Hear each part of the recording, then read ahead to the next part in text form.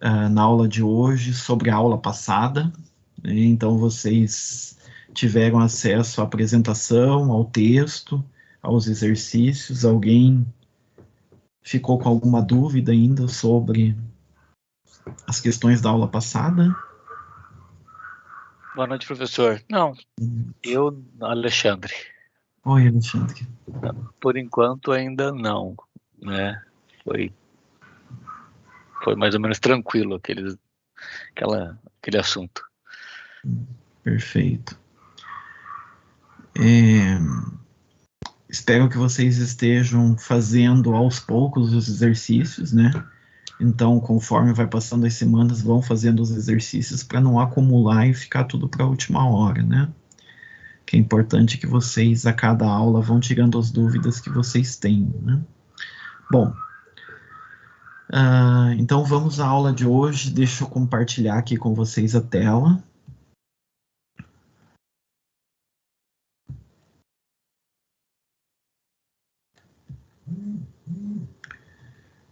Vocês estão conseguindo ver? Sim, professor. Então, vamos lá. Então, hoje a gente vai falar de algo que bom, antes de começar a falar, só lembrando que se vocês quiserem comentar alguma coisa, pode abrir o microfone. Qualquer dúvida ao longo da apresentação, pode abrir o microfone, perguntar, não tem problema nenhum. E o Alexandre também vai ficar de olho aí no chat, mas não tem problema nenhum se vocês abrirem o microfone e falarem para tirar as dúvidas, tá? Então, hoje a gente vai falar um pouquinho sobre análise custo, volume e lucro, né? Então, o que significa isso? Na verdade, ele representa um exame sistemático das relações entre os preços de venda, o volume de vendas, de produção, custos, despesas e o lucro. Por isso que a gente diz análise custo, volume e lucro, porque leva em consideração todos os custos e despesas do período, né, de produção, o volume de vendas e o lucro. Então, se eu aumentar qualquer um desses itens, o que acontece com os outros, né? Por isso, análise custo, volume e lucro. E aí, dentro disso, nós temos alguns itens que a gente vai ver, que a gente vai passar, né, por eles na aula de hoje. A gente vai ver, obviamente, as fórmulas de cálculo disso, né, que cada um desses elementos tem uma fórmula para cálculo, mas o mais importante mesmo é vocês entenderem o que isto significa, né? O que cada um desses elementos significa na prática, para a gente poder tomar uma boa decisão, né? Então, ele é uma ferramenta poderosa do planejamento e tomada de decisão, e interrelaciona os custos, quantidades vendidas e preço. E a gente agrupa tudo isso numa informação financeira. Se a gente parar para analisar, isso é uma ferramenta tão importante, tão relevante, que quase todos os livros de controladoria e contabilidade gerencial que a gente conhece têm um capítulo específico chamado Análise Custo, Volume e Lucro. De tão importante que ele se torna para o ambiente organizacional. E são ferramentas muito simples da gente implantar, né? Todos esses dados que a gente vai ver, eles estão nas nossas mãos, basta a gente sistematizar e a gente conseguir levantar esses dados da melhor forma possível. O grande problema é que a gente vai ver que, novamente, né, como na aula passada, a gente tem que separar os custos e as despesas em fixos e variáveis, e às vezes a gente não tem essa fonte de informação precisa dentro das organizações, né? Então a gente precisa de uma forma organizada e sistematizada fazer com que isso chegue, né, até ao contador ou aquele que faz o sistema de gestão de custos, para que para que ele possa gerar essa informação para poder tomar decisão, né? Então, qual que é a aplicabilidade, né, da análise custo, volume e lucro? Primeira grande questão que ele acaba nos ajudando é identificar os produtos que mais contribuem para a lucratividade da empresa. Então, a gente vai ver que o primeiro item que nós temos da análise custo, volume e lucro é aquilo que a gente já viu na aula passada, que é a margem de contribuição. Então, aqueles produtos que têm margem mais elevada acabam contribuindo mais para a lucratividade da empresa. Aquelas que têm margem menor acabam contribuindo menos. Mas muitas vezes eu acabo deixando um produto estrategicamente, né, pela marca ou pela aceitabilidade no mercado, mesmo que ele tenha uma lucratividade menor, mesmo que a margem de contribuição dele seja menor, porque estrategicamente ele, no volume, eu acabo ganhando, né? Então, por isso que é análise custo, volume e lucro. A gente precisa analisar tudo isso em conjunto.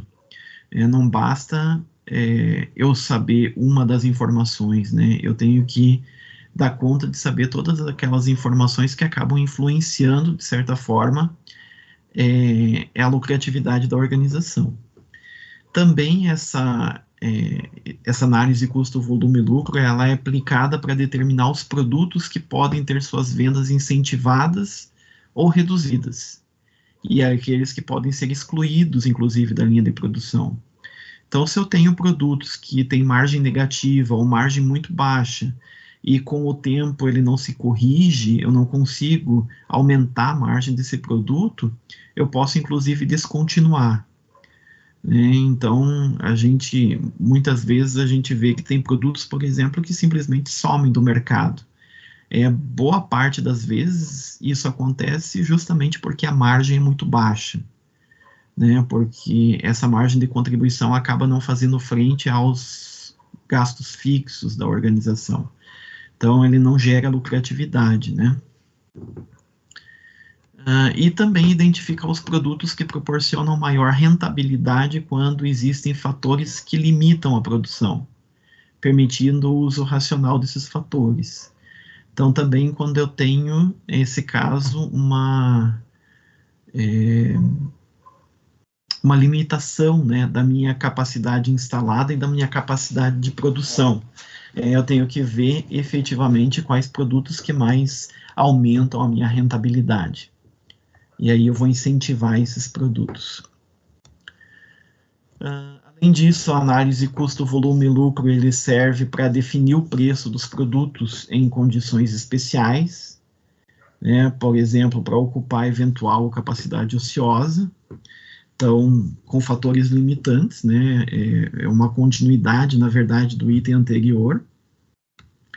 E decidir entre comprar e fabricar, né? Ou seja, decidir também entre ter dentro da organização um serviço próprio ou terceirizar. Então, essa análise de custo, volume e lucro, ela acaba também entrando nesses dilemas que a gente tem dentro das empresas, né? E determinar o nível mínimo de atividade, né, para que o negócio passe a ser rentável, que é basicamente o nosso ponto de equilíbrio, né? Então, qual que é o ponto de corte para eu não ter nem lucro nem prejuízo e para que esse negócio passe a ser rentável? Ou seja, para que eu passe a vender acima desse ponto de corte. Então, qual que é esse nível mínimo? E também, por último e não menos importante, né, definir em uma negociação com o cliente o limite de desconto permitido. Ou seja, até quanto eu posso baixar desse meu preço de venda, por exemplo, e ainda ter lucratividade, e ainda ter margem de contribuição positiva. Então, vejam que a gente consegue tomar muita decisão só em cima dessa análise custo, volume e lucro, que vocês vão ver que não é uma análise tão complexa, não é uma análise tão complicada para se fazer. Percebam o quanto de benefícios que podem trazer para as organizações esse tipo de análise. Até aqui tudo bem? Tudo bem, professor. Então, vamos seguir. Bom, fundamentos, né, para o cálculo do custo, volume e lucro. Então, nós temos basicamente 4 fundamentos dessa análise. Então, a gente vai começar vendo margem de contribuição, temos também o ponto de equilíbrio, a margem de segurança e a alavancagem operacional. Esses são os 4 fundamentos que eu preciso, que eu, na verdade, acabo calculando para poder chegar em tomadas de decisões mais acertadas no ambiente organizacional, né? Então, vamos iniciar pela margem de contribuição, que é um conceito que a gente iniciou vendo na aula passada. Então, vocês viram da onde surge a margem de contribuição, que é da demonstração de resultado que a gente faz pelo custeio variável. E agora a gente vai entender o que significa essa margem de contribuição, né? Então, o conceito de margem de contribuição, eu trouxe aqui do livro do Migliorini, que é um conceito muito interessante para a gente depreender, né? Então, a margem de contribuição é o montante que resta do preço de venda de um produto depois da dedução dos seus custos e despesas variáveis. Então, esse primeiro momento, o que ele está dizendo? Que é tudo que sobra do meu preço de venda depois que eu tiro todos os meus gastos variáveis, que é justamente aquela demonstração que a gente viu na aula passada, né? Então, a gente tinha lá o nosso preço de venda, a gente tirava custo variável e despesa variável e chegava exatamente na margem de contribuição. E o que ela representa, né? Ela representa a parcela excedente dos custos e das despesas gerados pelos produtos, e essa margem pode ser entendida como a contribuição dos produtos à cobertura dos custos e despesas fixos e ao lucro. Ou seja, esse valor que vai me sobrar, ele tem que fazer frente, ele tem que ser maior do que os custos e despesas fixos e o lucro, né? Ou seja, ele tem que cobrir esse valor. Então, se eu tenho, por exemplo, uma margem negativa, eu já estou no prejuízo, porque eu não vou ter nem lucro e não vou ter nem para fazer frente aos custos e despesas fixos. Então, obrigatoriamente, os meus produtos eles devem ter margem de contribuição positiva. Né? E essa margem de contribuição positiva tem que ser tal que consiga cobrir, né, esses custos e despesas fixos e mais uma margem de lucro que eu queira ter no meu negócio. Essa é a definição de margem de contribuição. Tá? Então, a gente sempre tem que estar de olho nisso para a gente ver se os produtos que a gente está fabricando têm a margem positiva, né? E se essa margem é elevada também, porque também não pode ser uma margem tão pequena que não cubra os meus gastos fixos, né? Então, matematicamente, né, é a diferença entre o preço de venda unitário e o somatório dos custos e das despesas variáveis unitárias. Então, como a somatória de custo mais despesa a gente chama de gasto, então a fórmula da margem de contribuição é justamente o preço de venda menos os gastos variáveis unitários. Né? Isso para ter a margem de contribuição unitária, né? Então, preço de venda é o valor pelo qual eu vendo, né, determinado produto, e os gastos variáveis é justamente a soma dos custos variáveis mais as despesas variáveis. Então, quando eu falo de gasto, entra tudo, né, tanto custo quanto despesa. Por isso que lá na nossa demonstração de resultado, tudo que era variável deduzia do preço de venda, para chegar justamente nessa margem de contribuição que eu estou colocando aqui para vocês. Então, ele representa a parcela do preço que está disponível para a cobertura dos custos fixos e despesas fixas, e para a geração do lucro operacional.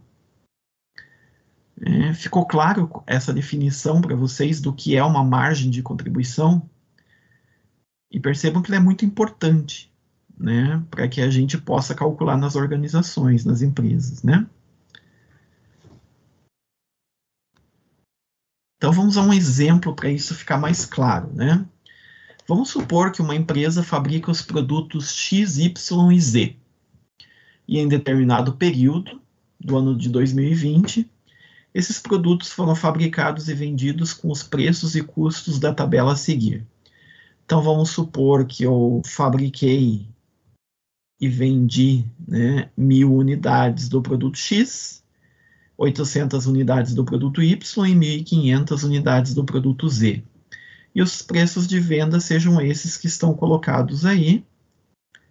E eu tenho os custos variáveis unitários de 183 para o X, 367 para o Y e 350 para o Z. Então, já foi me dado preço de venda unitário e custo variável unitário.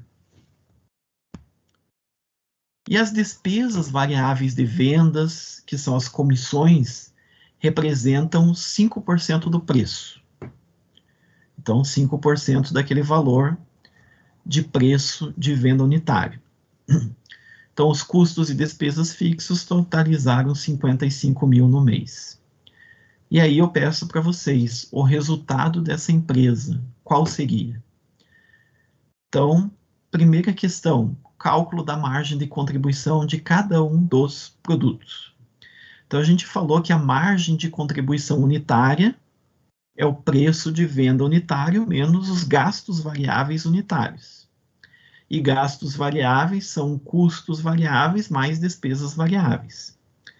Então, os preços de venda foram dados, então, no exercício, né? Então, para o produto X, 238, para o produto Y, 404 e para o produto Z, 382.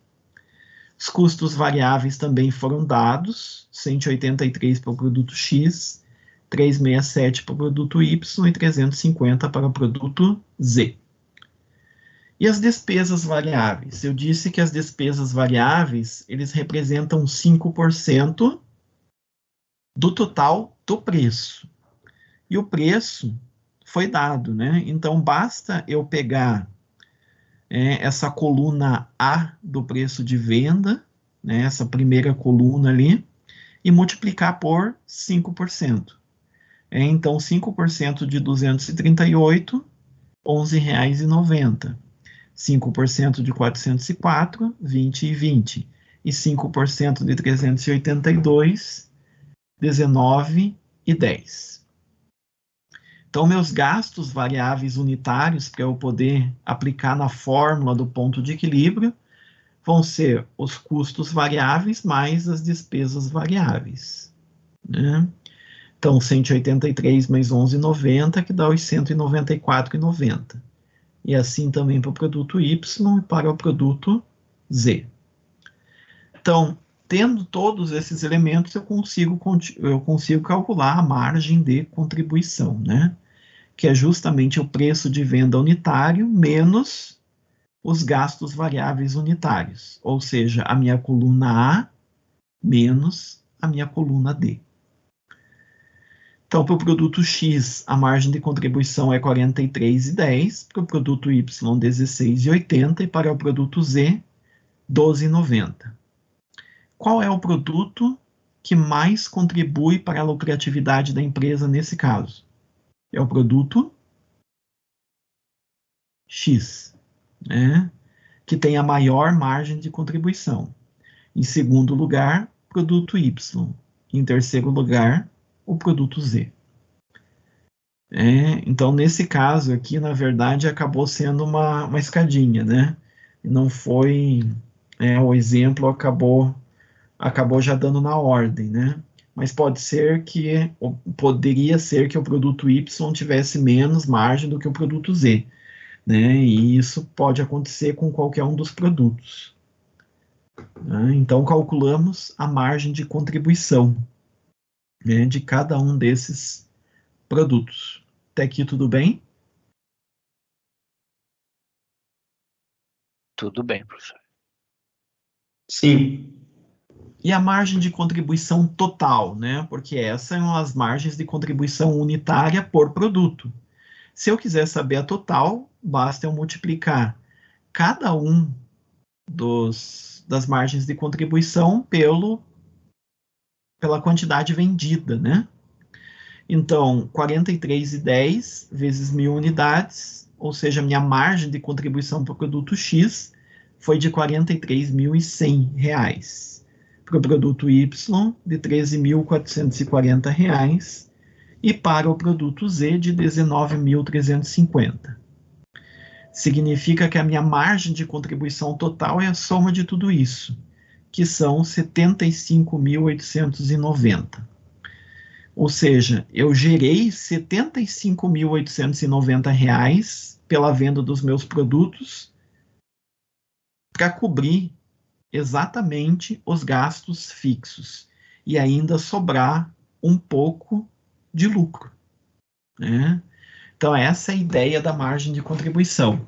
Esses 75.890 é justamente isso. É o quanto sobra para cobrir os gastos fixos. E ainda ter uma gordurinha aí que a gente chama de lucro operacional, né? Então, a margem de contribuição foi de 75.890. Eu falei no exercício que todos os gastos fixos, que eram custos fixos e despesas fixos, totalizaram 55 mil. Então, o meu lucro operacional fechou em 20.890. Percebam que se os meus gastos fixos fossem mais elevados, por exemplo, fossem 76 mil, ou seja, maior que a minha margem de contribuição, significaria que a minha margem de contribuição, mesmo sendo positiva, ela ainda não consegue cobrir todos os gastos fixos. Então, eu também tenho que ter controle dos meus gastos fixos para poder efetivamente ter um lucro, né? Senão eu não tenho um lucro operacional. Fica tudo empatado, né? Então, percebam que a gente consegue fazer muitas conjecturas e consegue gerar muitas informações para tomada de decisão em cima desses números, né? Justamente porque a gente divide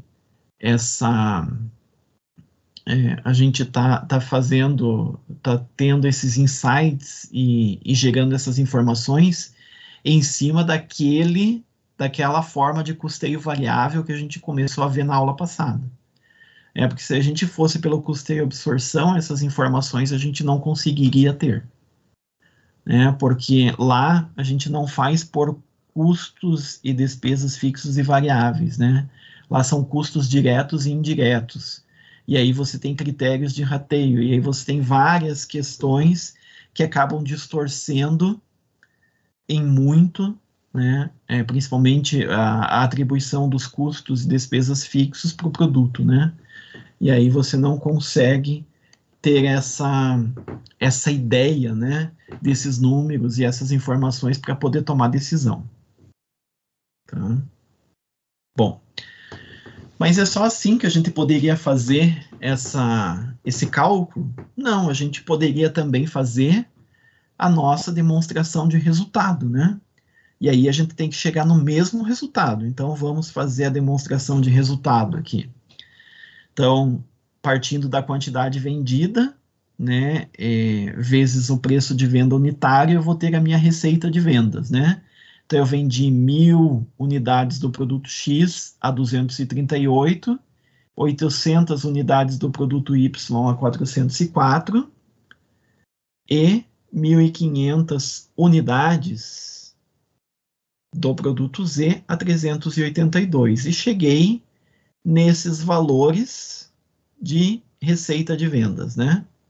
238 mil, 323.200 e 573 mil, que no total dá 1.134.200.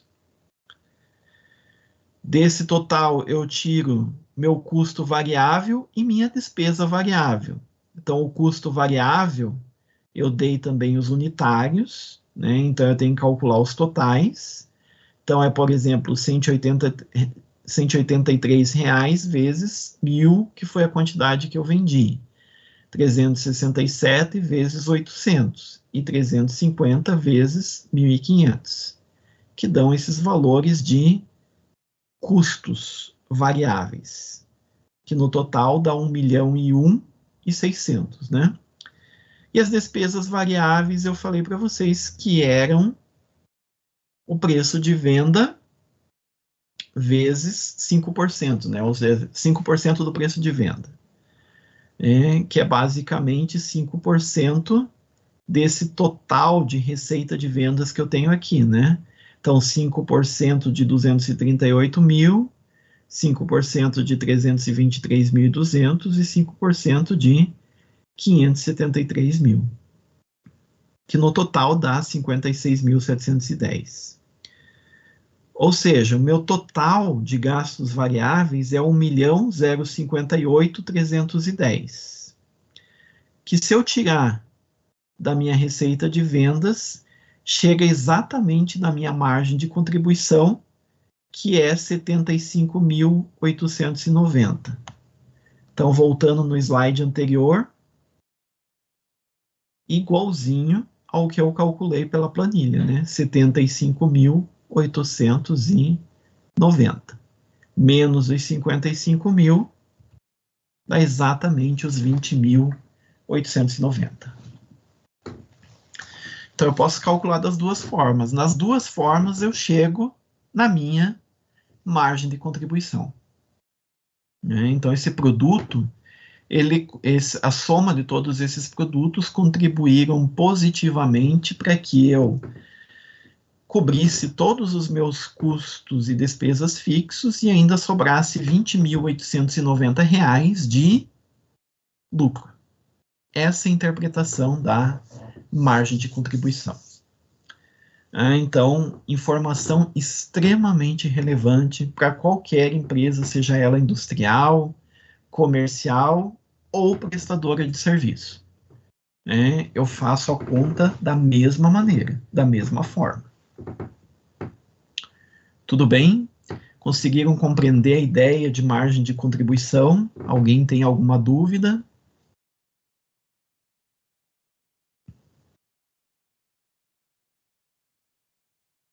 Então, seguindo, né? Um outro elemento para que a gente possa tomar decisões em cima do custeio variável é o ponto de equilíbrio, ou para aqueles que gostam do inglês, né, o break-even point. Então, dentro da controladoria, normalmente a gente fala de break-even point, que é justamente o ponto de... é o limite, né? Onde eu não vou ter nem lucro e nem prejuízo. Então, qual que é a definição, né? Então, quando uma empresa inicia as atividades, em geral, ela passa por um período em que as receitas geradas pelas vendas são insuficientes para cobrir os custos e as despesas. E isso é normal. Então, vocês já ouviram falar, e a gente sabe que isso acontece, a maior parte dos pequenos negócios, principalmente, a gente diz assim, vai demorar um pouquinho para dar lucro, porque eu tenho que ainda pegar clientela, eu ainda tenho muitos gastos estruturais, eu ainda tenho muitas coisas que eu vou ter que pedalar ainda para poder ter algum lucro, né? Então, eu tenho que pegar ainda a minha clientela, eu tenho que aumentar as minhas receitas, né? Então, essas receitas vão ser insuficientes para cobrir todos esses custos e despesas no início. E aí que vem justamente a ideia de ponto de equilíbrio, porque eu tenho que saber exatamente qual é o ponto onde eu não vou ter nem lucro e nem prejuízo, para não ficar amargando também prejuízos sucessivos. Eu vou ter que, pelo menos, tentar chegar naquele porto seguro. Isso é a definição de ponto de equilíbrio, né? Então, ele representa a situação em que a empresa não apresenta lucro nem prejuízo. Então, assim, para o pequeno negócio, isso é importante, porque muitas vezes eu não consigo ter lucro, mas só de não ter prejuízo, isso já está ótimo, ou um prejuízo muito baixo. Para que eu não precise ficar amargando prejuízos muito recorrentes e isso acabe afetando o meu patrimônio líquido, né?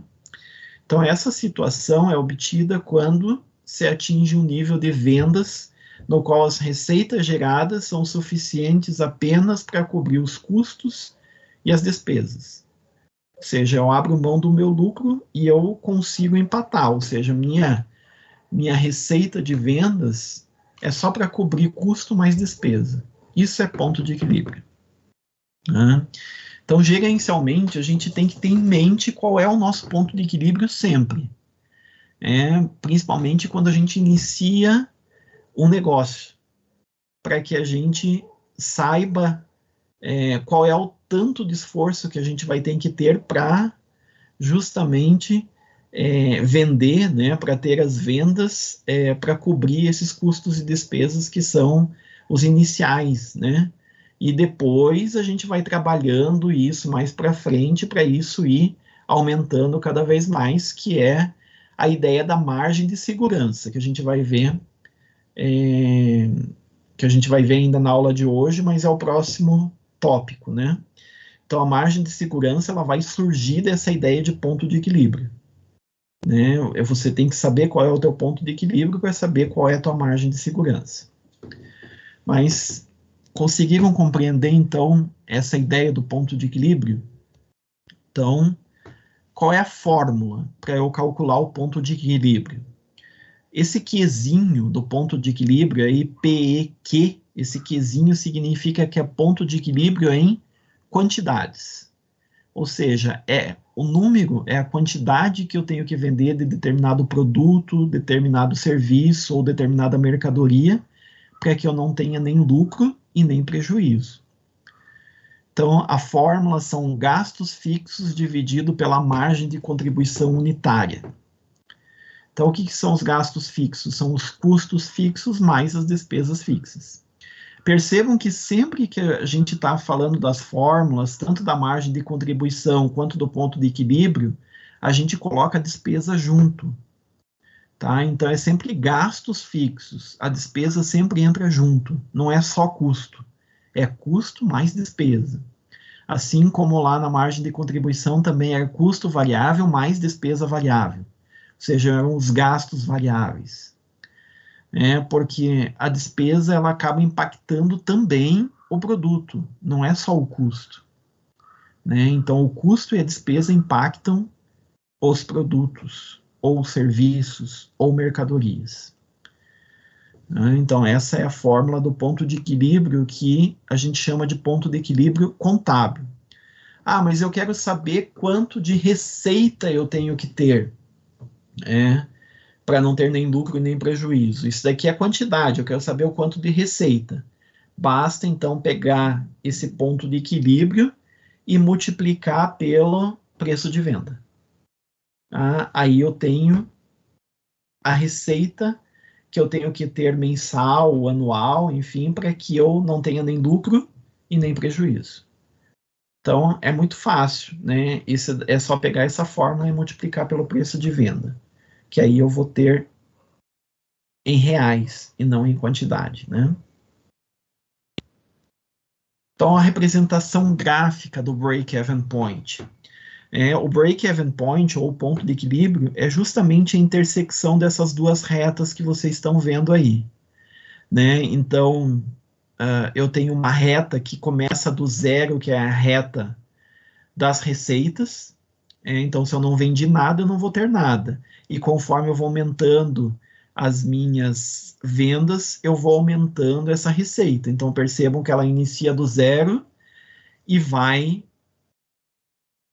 ad eterno, né? Até a quantidade que eu venda naquele período de tempo. Já o custo mais a despesa, eles começam no eixo Y ali, né, no eixo dos reais, e não no eixo do volume, mas ele começa no eixo dos reais ali num determinado ponto. Por quê? Porque eu sempre vou ter, dentro das organizações, aqueles custos e aquelas despesas que são fixos, que eu vou ter mesmo sem ter venda. Então, mesmo sem ter uma quantidade vendida, o que é fixo vai continuar existindo. Então, por isso que ele não inicia do zero, né? Ele inicia de um determinado valor, que é o total dos meus custos e despesas fixos, né? E aí o que está para cima é tudo aquilo que é variável. Então, em algum momento, essas duas retas, elas vão se cruzar. E nessa intersecção, eu vou ter meu ponto de equilíbrio. Percebam que para baixo desse ponto de equilíbrio, tudo é prejuízo. Para cima desse ponto de equilíbrio, tudo é lucro. Por quê? Porque para baixo, a receita ela é menor que o total dos meus custos e despesas. E para cima, a receita é maior do que os meus custos e despesas totais. Então, por isso que para baixo eu tenho lucro, eu tenho prejuízo, e para cima eu tenho lucro. Essa é a interpretação do ponto de equilíbrio. Então, graficamente, eu acho que é fácil da gente visualizar isso, né? É o ponto de ruptura.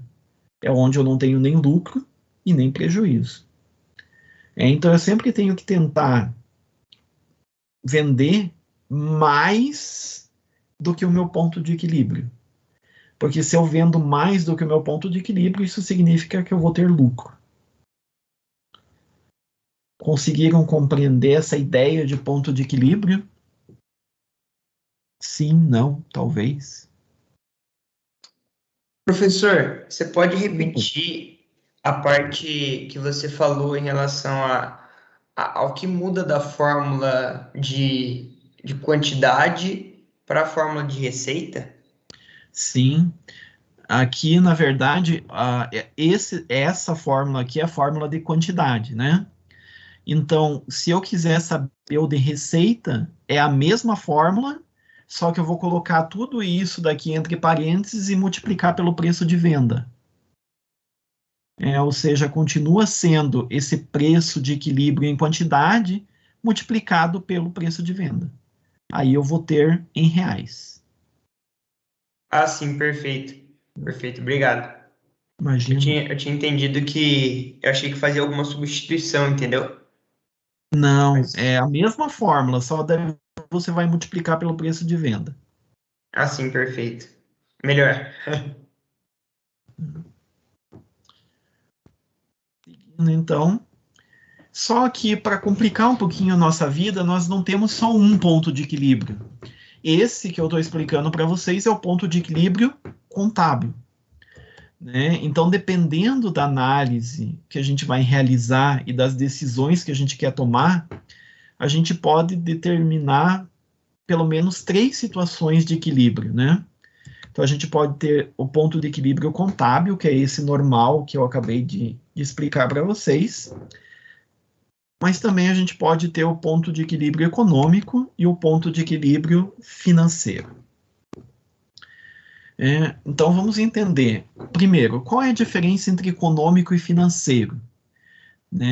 E diferença entre econômico e financeiro é que econômico tem a ver com patrimônio, né? Financeiro tem a ver com caixa.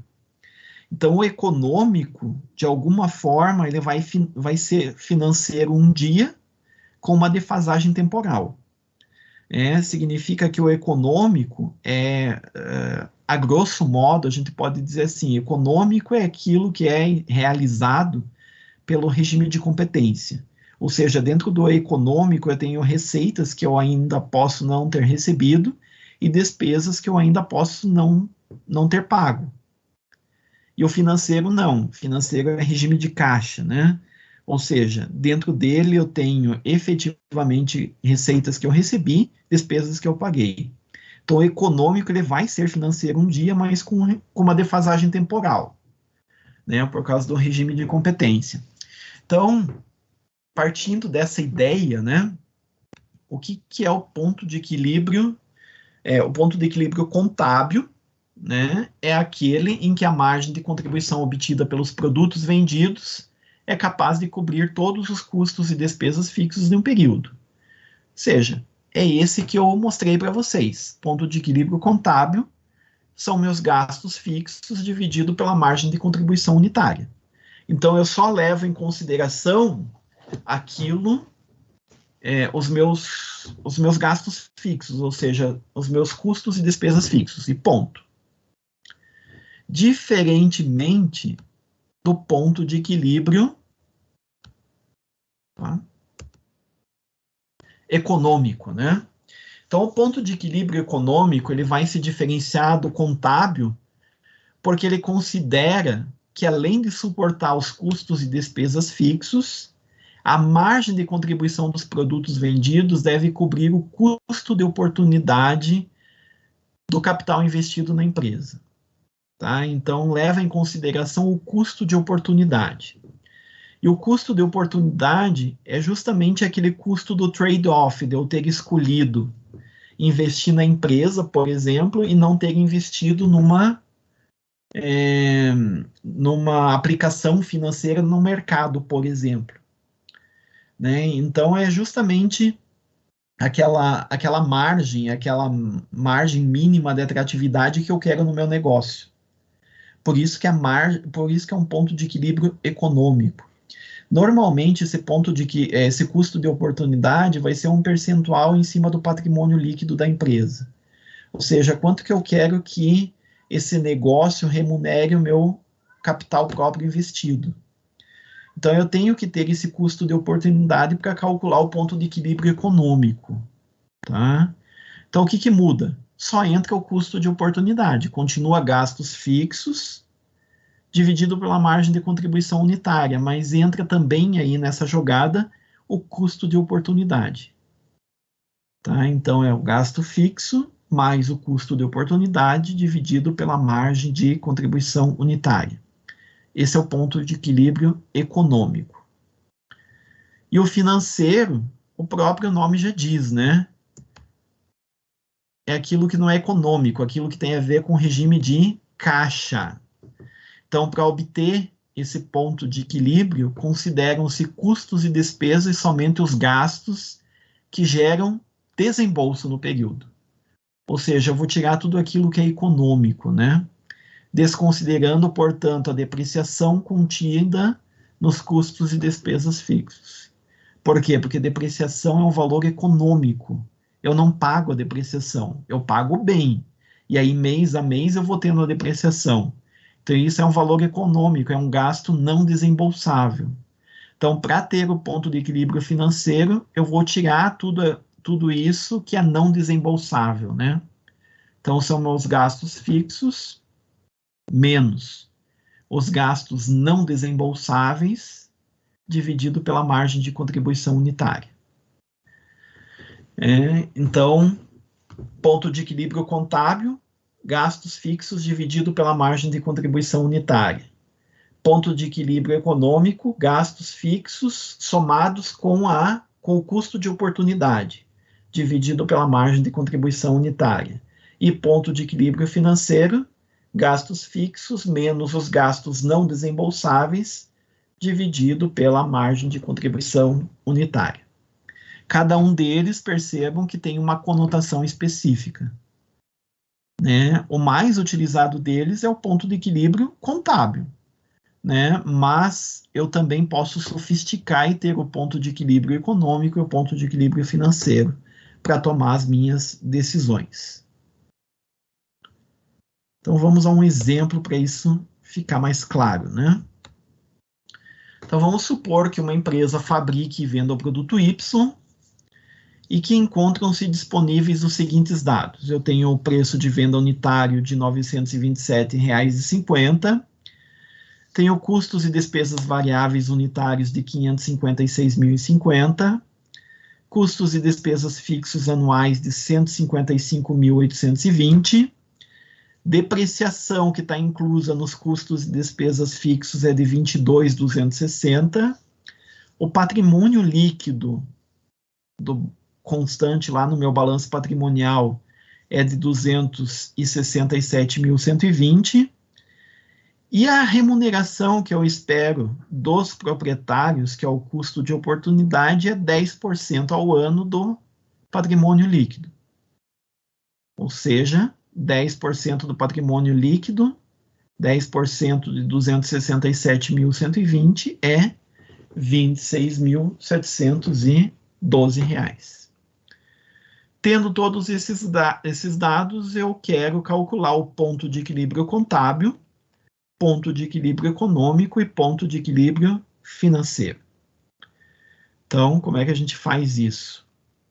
O ponto de equilíbrio contábil são meus gastos fixos dividido pela margem de contribuição unitária. Gastos fixos foram dados, 155.820, né? Então, voltando aqui, 155.820. E para calcular a margem de contribuição, vamos lembrar lá que margem de contribuição é o preço de venda menos os gastos variáveis, né? Então, 927,50 menos 556,50. Se eu fizer essa conta aqui, eu chego em 420 unidades. Ou seja, significa que eu tenho que, para essa empresa, eu tenho que vender 420 unidades do produto para não ter nem lucro e nem prejuízo. Ou seja, para que as receitas cubram todos os meus gastos, que são meus custos mais as minhas despesas, né? Sejam eles fixos ou variáveis. Ponto de equilíbrio econômico. Gastos fixos mais o custo de oportunidade dividido pela margem de contribuição unitária, né? Então, meus gastos fixos 155.820, meu custo de oportunidade foi dado, ou seja, é 10% em cima do patrimônio líquido, que é 26.712, dividido pela margem de contribuição unitária, né? Fazendo essa conta, eu chego em 492 unidades. O que significa isso? Que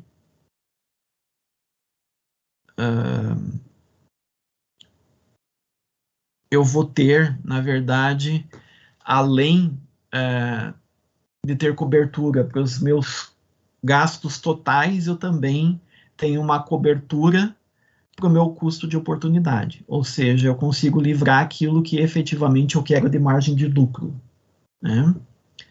Então, para isso, eu tenho que vender 492 unidades. E o ponto de equilíbrio financeiro, gastos fixos menos gastos não desembolsáveis dividido pela margem de contribuição.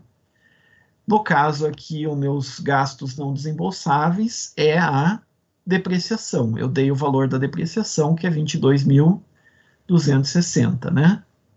Então, gastos fixos menos gastos não desembolsáveis pela margem de contribuição unitária. Isso dá 360 unidades. Ou seja, nesse cálculo aqui, eu estou desconsiderando aquilo que é valor econômico, ou seja, aquilo que é valor não desembolsável. Pois bem, percebam que sempre o ponto de equilíbrio financeiro vai ser o menor, o ponto de equilíbrio econômico vai ser o maior, e o ponto de equilíbrio contábil está entre o ponto de equilíbrio econômico e o ponto de equilíbrio financeiro. Tá? Essa é a ideia desse cálculo dos pontos de equilíbrio para a tomada de decisão. Tudo bem com o ponto de equilíbrio? Alguém não entendeu o conceito ou os conceitos de ponto de equilíbrio?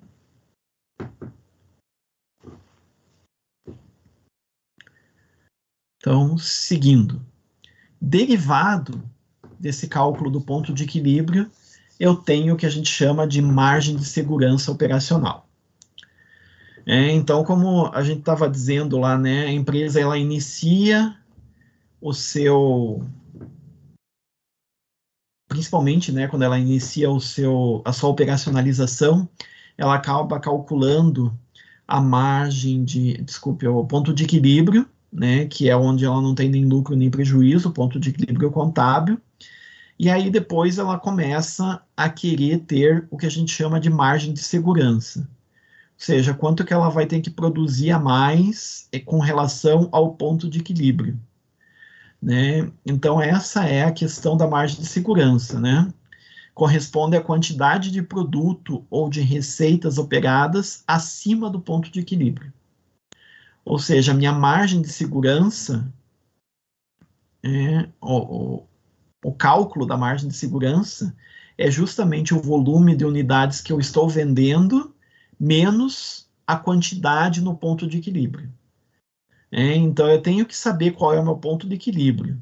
A margem de segurança é justamente o que eu estou vendendo a mais com relação ao meu ponto de equilíbrio.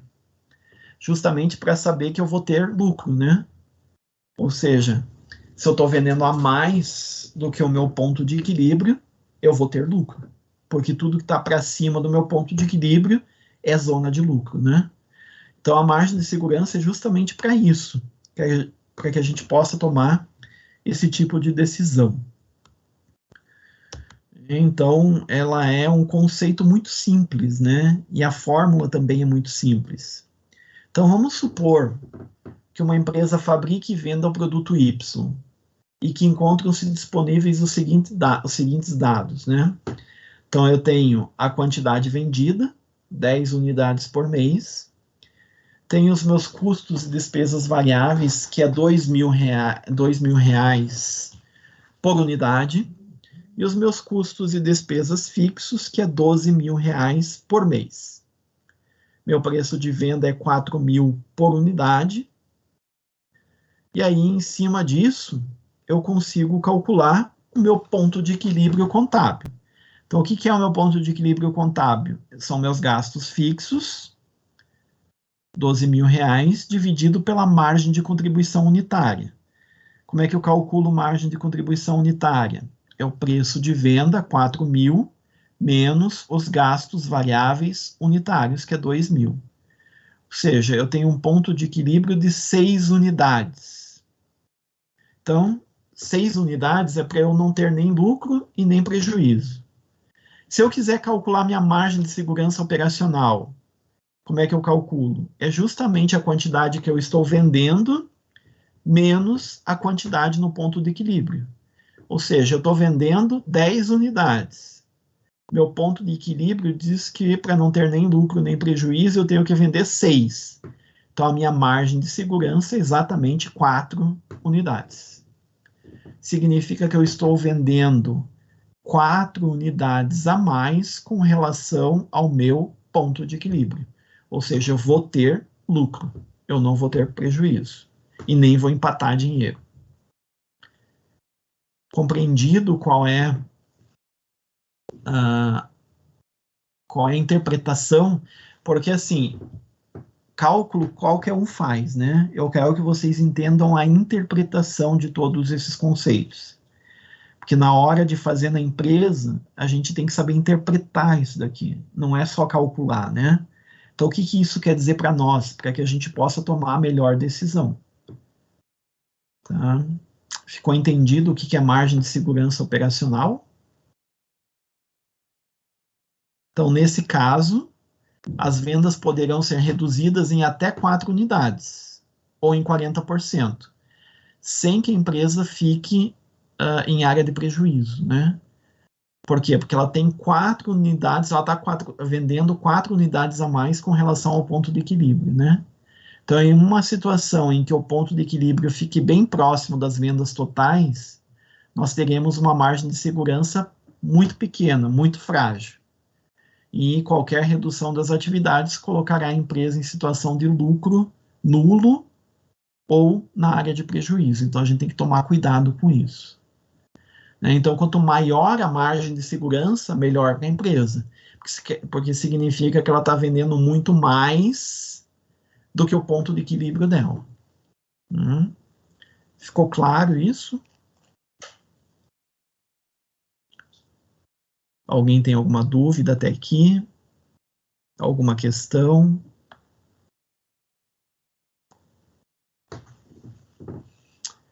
Então, seguindo para o último fundamento, né, da análise custo, volume e lucro, que é a alavancagem operacional, né? Então, o que é essa alavancagem operacional? Vamos supor, eu acho que esse fica mais fácil a gente partir direto pro exemplo, para vocês compreenderem, né? Então, vamos supor que uma empresa fabrique e venda 200 unidades mensais do produto X. E eu tenho os seguintes dados. Meu preço de venda é R$ 2.700 reais por unidade. Os custos e despesas variáveis são R$ 1.700 por unidade. E os custos e despesas fixos são de R$ 150 mil por mês. Vamos simular uma mudança na quantidade de 20 unidades para mais e para menos, e fazer a demonstração de resultado. Ou seja, eu vendo 200. Vamos fazer uma conta vendendo 220 e outra vendendo 180, para ver como é que fica isso. Então, se a gente fizer essa conta, para 200 unidades, que é o quanto eu vendo, eu tenho uma receita de venda de 540 mil, que é justamente os 2.700 no meu preço de venda vezes a quantidade vendida, que é 200 unidades.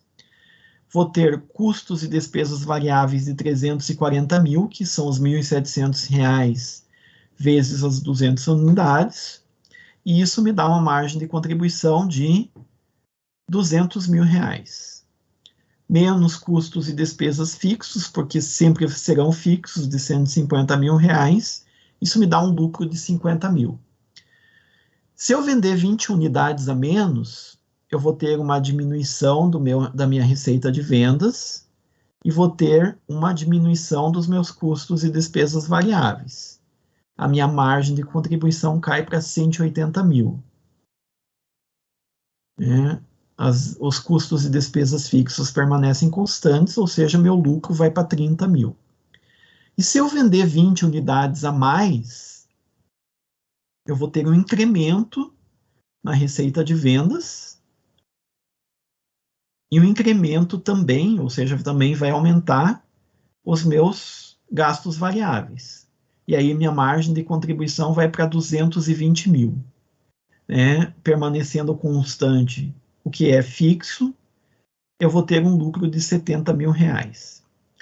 Se a gente fizer a variação percentual da quantidade ou da receita, ou seja, vendi 20 a mais e vendi 20 a menos, ou seja, de 200 foi para 220 ou de 200 foi para 180, eu tenho uma diminuição de 200 para 180, eu tenho uma diminuição de 10%. De 200 para 220, eu tenho um aumento de 10%.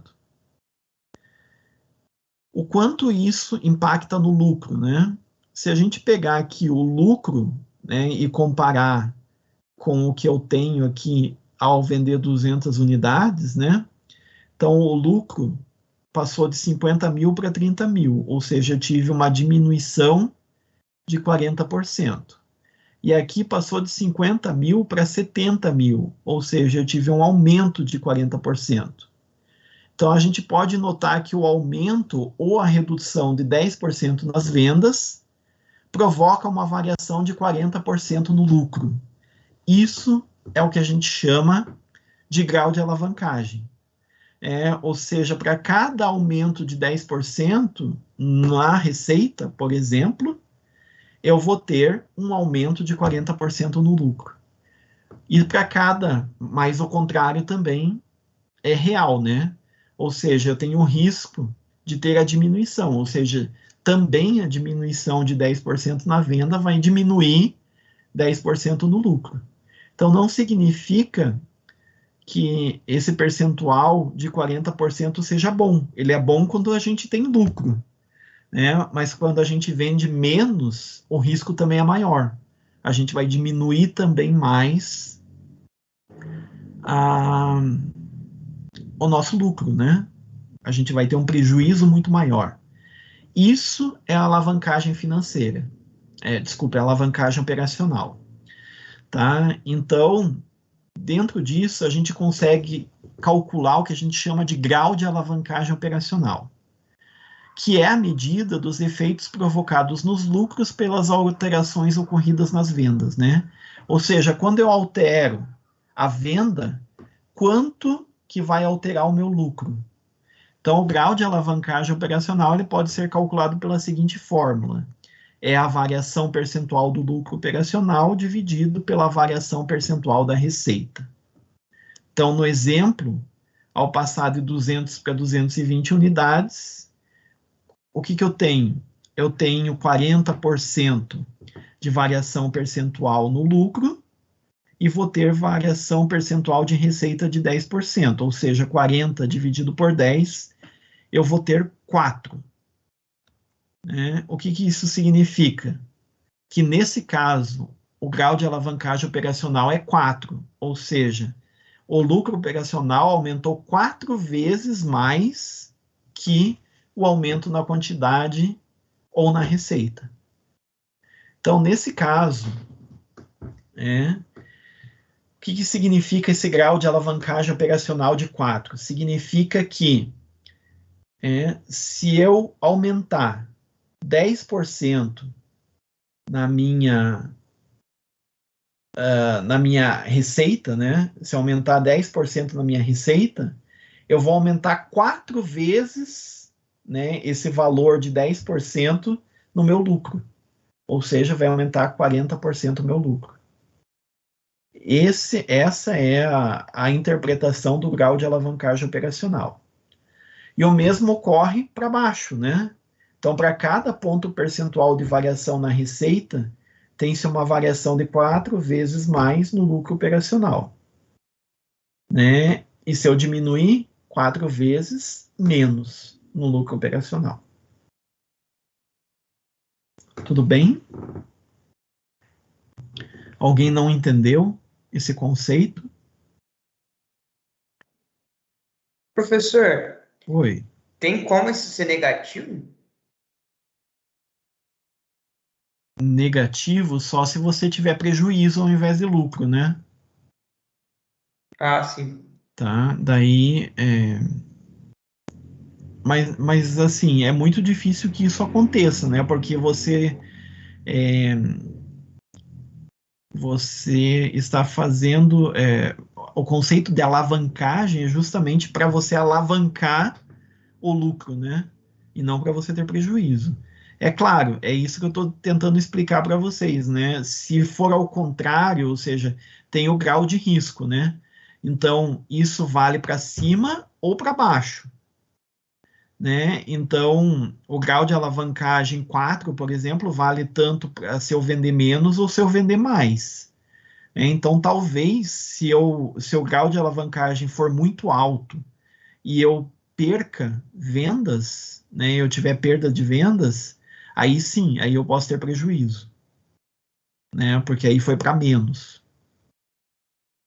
Tudo bem? Uma dúvida, professor Alexandre. Pode falar. Esse tipo de análise para o comércio ele fica bem mais complexo, né? Porque, vamos supor, uma loja de sapatos, né? Ela tem vários modelos, vários, né, preço de custo e preço de venda. Então, Sim. eu imagino que teria que fazer uma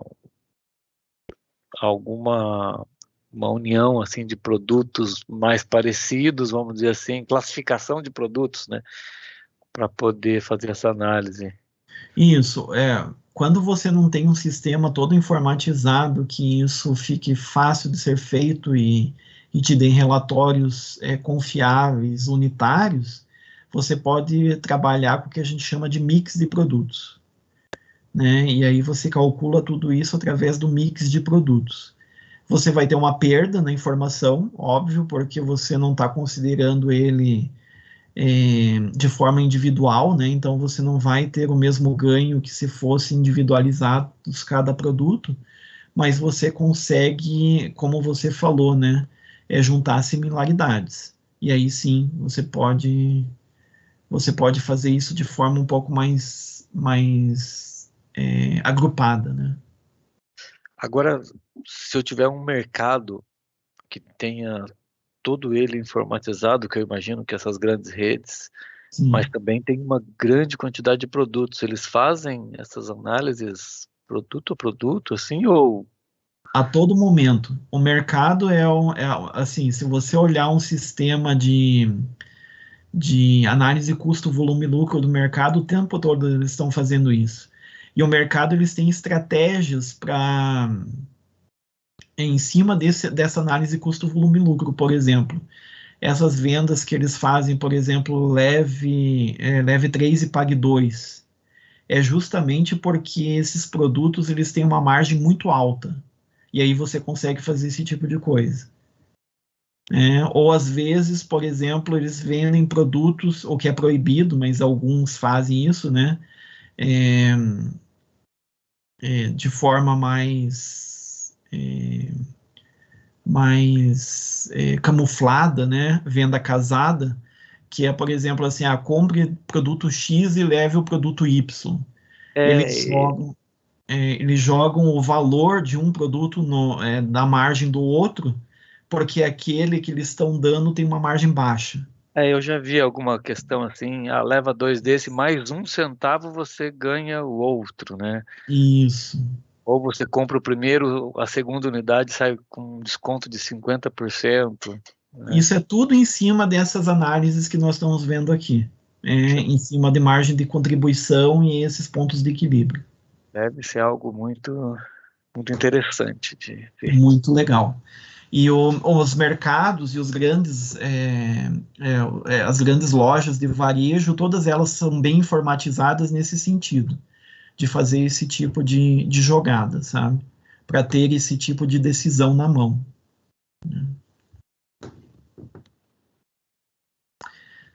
E a outra fórmula que eu posso utilizar, eu posso ter uma outra fórmula para utilizar quando eu não faço essa comparação de mais e menos, né? Então, também é possível calcular o grau de alavancagem operacional para as 200 unidades com a seguinte fórmula, que é a margem de contribuição dividido pelo lucro operacional, tá? Então, no exemplo, para cada percentual de aumento na margem de contribuição, reflete um aumento de 4 vezes no lucro operacional. Tá? Então, também eu posso utilizar essa fórmula, margem de contribuição pelo lucro operacional. Vamos ver aqui, ó. Mas daí, nesse caso, eu tenho que pegar essa coluna das 200 unidades, né? Que é a coluna que está servindo para eu fazer análise. Então, é a margem de contribuição, 200 mil, dividido pelo lucro operacional, 50 mil. 200 mil dividido por 50 mil dá os mesmos 4, que é o grau de alavancagem operacional.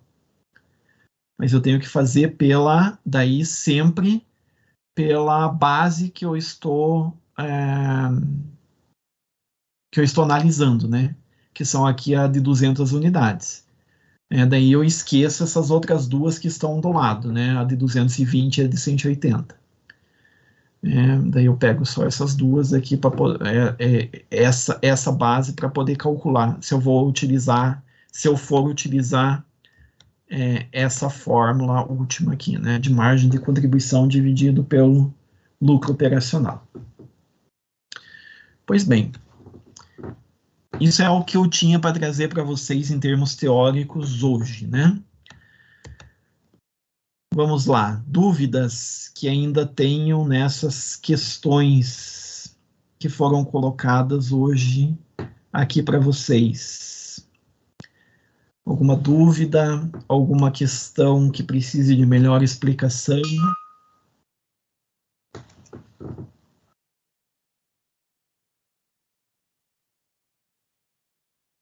Na verdade, Alexandre, não é uma dúvida. Eu agora pensando aqui, aliando essa questão do mercado, das farmácias, que eu imagino que também são bastante informatizadas, eu tenho o controle bem absoluto sobre isso, sobre esses valores, né?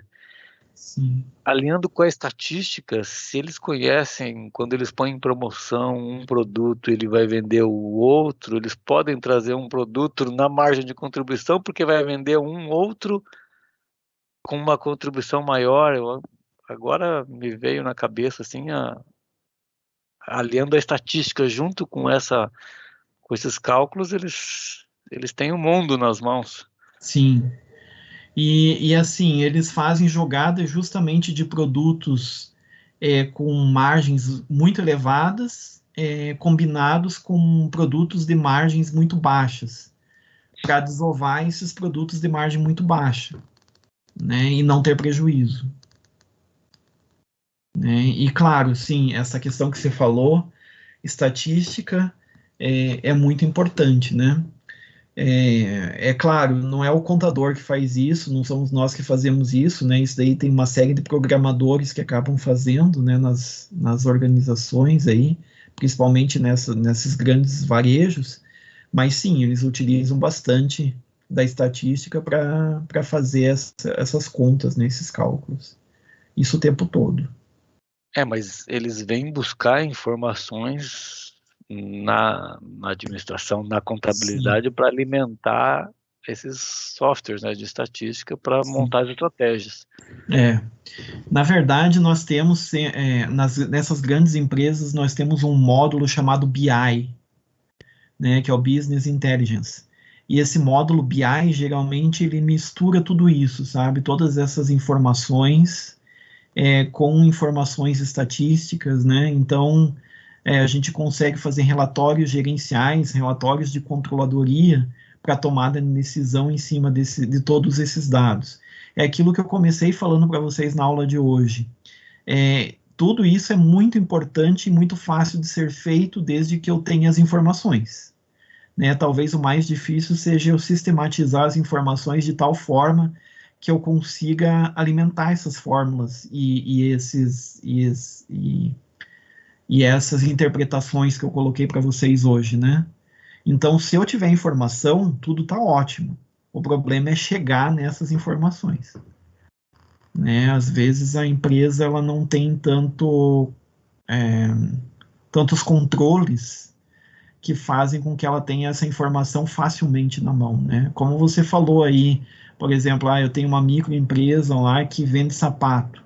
Às vezes eu não vou ter todas essas informações, eu não vou conseguir fazer isso de forma tão otimizada, vai ter muito mais trabalho, né? Então, alguém lá? Opa, pode falar. Desculpa. Não, só eu que estava agradecendo. Né? Alguém mais? Tem alguma questão?